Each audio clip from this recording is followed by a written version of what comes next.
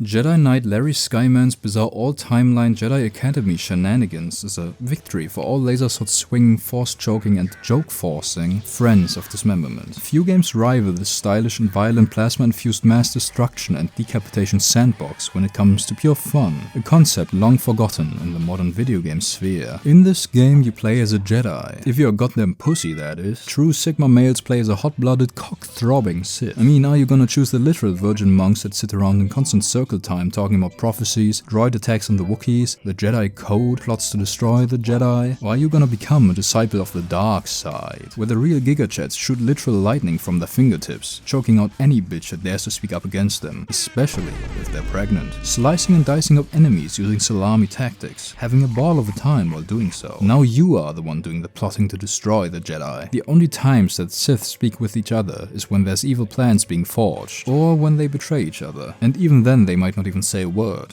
except in the special editions. Jedi Academy was released at the apex of LucasArts Star Wars games, before starting a slow decline and long before force jumping off its fucking cliff into a garbage can, lighting it on fire in the process. I guess it's gotten a bit better now though. Another great aspect of this game is that rather than spending $80 or whatever the hell a modern video game costs, you can get it on sale in exchange for one Minecraft dirt block. Before you start the game, you gotta flex your computer science degree to hack to the mainframe and change the hidden settings of this game, to not only change the resolution, after all this game is 4 eons old, but also activate maximum dismemberment, the way our Lord and Savior George Lucas intended. And just between you and me, some might argue that this makes the game easier, or that it's not the proper way to play the game. Well, some are wrong and need to have their legs cut off. Starting the game, we get to create our player character, and here we have the reason why I am not talking about Jedi Outcast instead right now. I can be a funny alien man. Indeed, finally you yourself can become Glub Shithole. Also Drip. Meet Jedi Academy, recovering death stick addict, always shooting first if you catch my drift, and promising future Jedi student, who already got his own lightsaber. Even Jaden has forgotten where he got it. Or maybe he just doesn't want to speak of it. Those death sticks, they do terrifying things to you. So where'd you get that lightsaber? I wouldn't worry about that. After thoroughly testing a lightsaber on this loser, you enter the academy. Here you get to know Luke, wise Jedi master, in a timeline where he doesn't end up a hobo slop-drinking alien titty milk, and also your fellow Jedi apprentice, Rosh. Already destined to be a great Jedi, seeing as he's quite obviously a Weezer fan and has played all 3 Persona games. This guy is Kyle Katarn.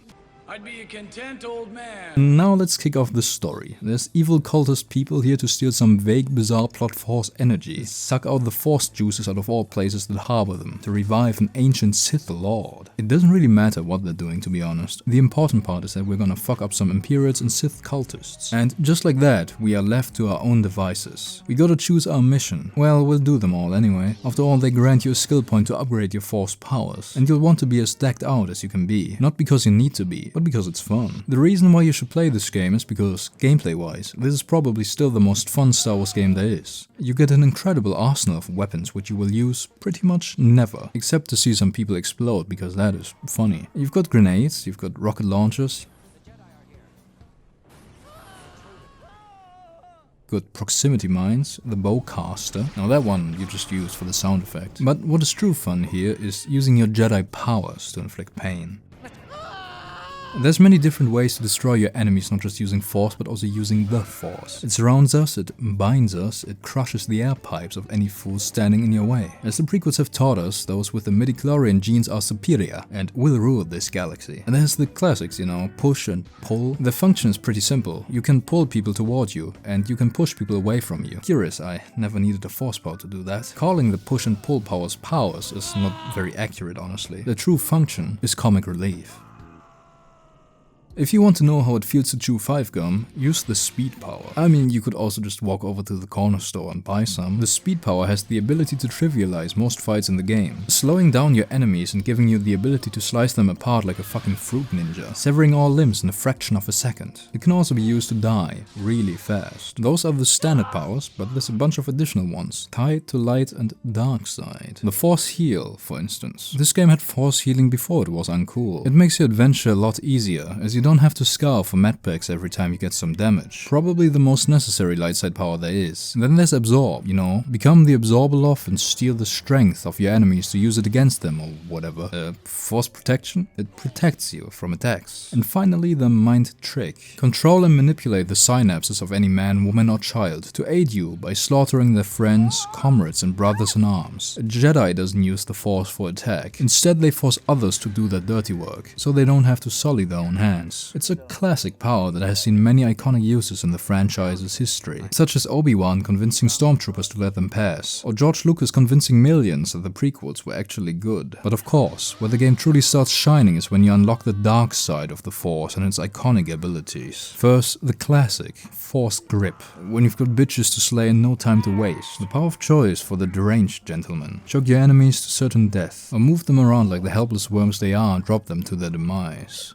Careful not to choke on your aspirations. The other star of the show, sitting on its rightful place by the side of the choke, is Force Lightning. Channel the powers of Zeus and fry your enemies by shooting electricity from your hands. Using your unlimited power, you may fry your enemies and make fly your enemies rather spectacularly. It is indeed one of the simple pleasures in life. Careful not to choke on my lightning. The rest is less exciting, frankly. Drain is Absorb, but more eviler. Steal the life essence from your foes and let them die a painful death as they lose what made them human, or alien. And then Rage. Become very angry and become strong. But the Force is only one part of a greater whole that makes this game so damn fun.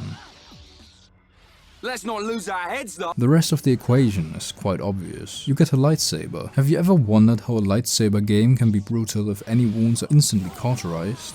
Like this. Now you're playing with lightsabers. And not that low-grade shit from Fallen Order. That's not a lightsaber, that's a fucking baseball bat. This is that slick shit, that real hotness. The lightsaber is the greatest weapon fiction has yet come up with. Slices through enemies like a hot knife through cheese. It might depend on the cheese. Your lightsaber doesn't have to exclusively be a close quarters weapon, by the way.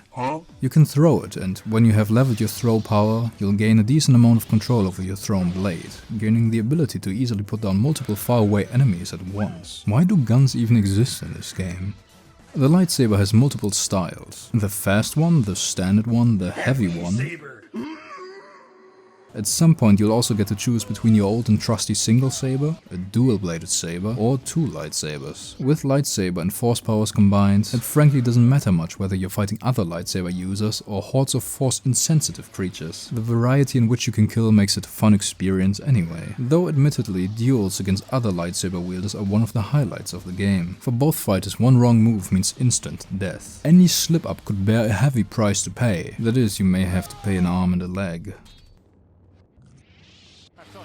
Let's not lose our heads. It is like a fight between two seasoned samurai, looking for that one opening. If they were both on ketamine anyway. Adding force powers into the mix makes it a lot more interesting, as your options become a lot more varied. Do you try using the environment to your advantage, pushing your opponent off a ledge? Do you simply throw them across the galaxy, pull them into your strike, or use speed and destroy them utterly and completely? You know, sometimes I just fire up the game to fight a couple of Sith. Why? Because it's fun.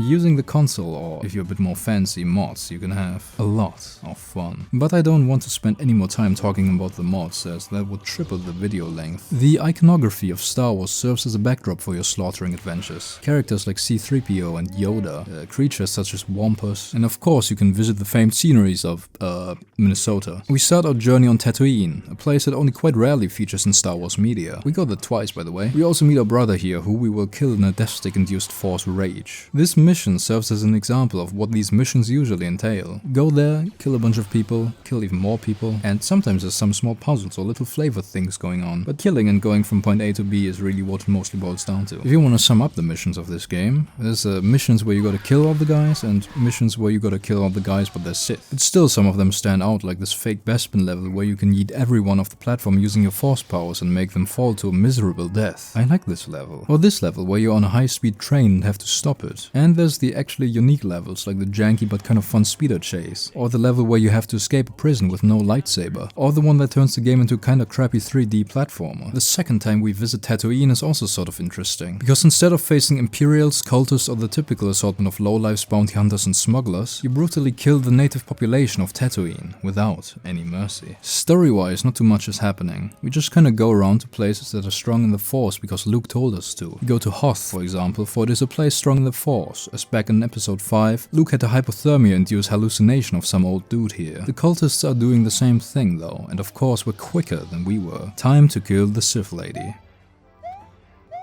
Jaden is climbing the ranks of the Jedi Academy quickly and regularly gets even more unpaid murder contracts, all in the name of peace. The Weezer fan, in the meantime, is being an idiot as expected. He has vanished from the face of the galaxy, and once we do run into him, he has become evil. Like, goddamn it, Weezer, it took like 5 minutes for you to turn. Why would you go to the dark side anyway? The answer to that, of course, is horny. Jaden doesn't just fight the boy, but also the Salamanca twins, who just jump around like jackasses, throwing force powers at you.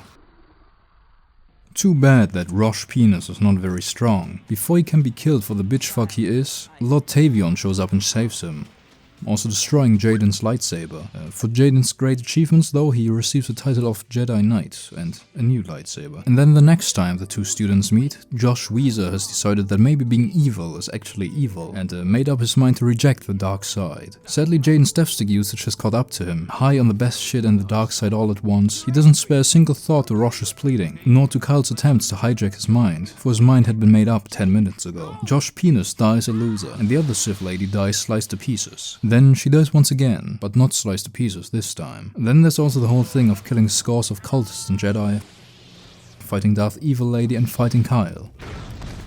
And that's about it. As I said, Jedi Academy is a victory. It's fun, it's flashy, its gameplay just feels so fluid and fast.